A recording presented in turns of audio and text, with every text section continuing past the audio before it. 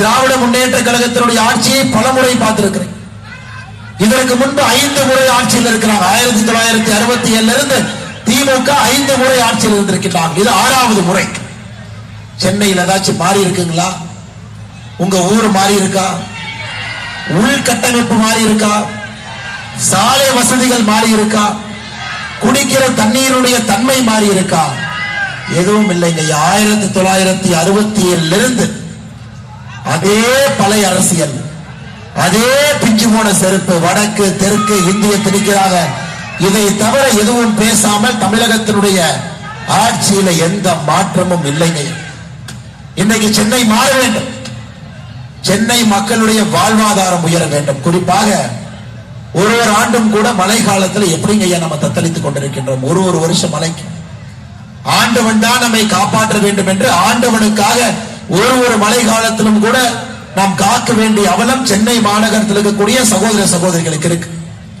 2023 டிசம்பர்லீங்க பூந்தமல்லியில இதே மிக்ஜாம் பெருவெள்ளம் வந்த பொழுது பூந்தமல்லி விழுந்து கொண்டிருந்தது.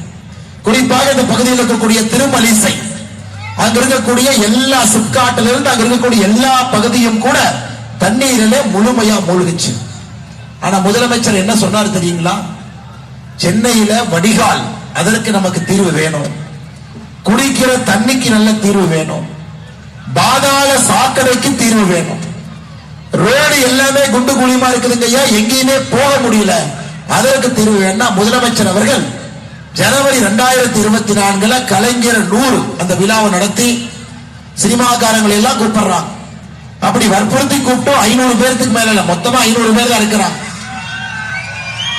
அந்த விழாவிலே நம்முடைய முதலமைச்சர் அவர்கள் அறிவிக்கின்றார்கள், பூந்தமல்லிக்கு 500 கோடி ரூபாய் மதிப்புல ஒரு பிலிம் சிட்டி, ஒரு சினிமா சிட்டியை பூந்தமல்லியில உருவாக்குவோம். 500 கோடி ரூபாய். நமக்கு இது வேணுங்களா ஐயா? ஐயா உங்களுக்கு பாதாள சாக்கடை வேணுமா? பிலிம் சிட்டி வேணுமா? உங்களுக்கு வடிகால், மழை பெஞ்சதுன்னா வடிகால் ஆகக்கூடிய அதற்கான திட்டங்கள் வேணுமா? பிலிம் சிட்டி வேணுமா? நல்ல ரோடு வேணுமா? பிலிம் சிட்டி வேணுமா? ஐயா மக்களுக்கு தேவை வேறு. ஆனால் திமுக ஆட்சியை பொறுத்தவரை, முதலமைச்சரை பொறுத்தவரை, உதயநிதி ஸ்டாலினை பொறுத்தவரை ரெட் ஜெயின் மூவிஸ்க்கு படம் தயாரிக்கக்கூடிய செலவு அதிகமாயிருச்சு. அதுக்காக அவங்களுக்கு ஒரு பிலிம் சிட்டி வேணும். அதுவும் நம்முடைய பூந்தமல்லியில 500 கோடி ரூபாய்க்கு அது வேண்டும் என்று அறிவித்திருக்கின்றார்கள். மக்களுக்கு எது தேவையோ அதற்கு நேர் எதிராக திராவிட முன்னேற்ற கழகத்தினுடைய ஆட்சி தமிழகத்தில் நடந்து கொண்டிருக்கிற சகோதர சகோதரி.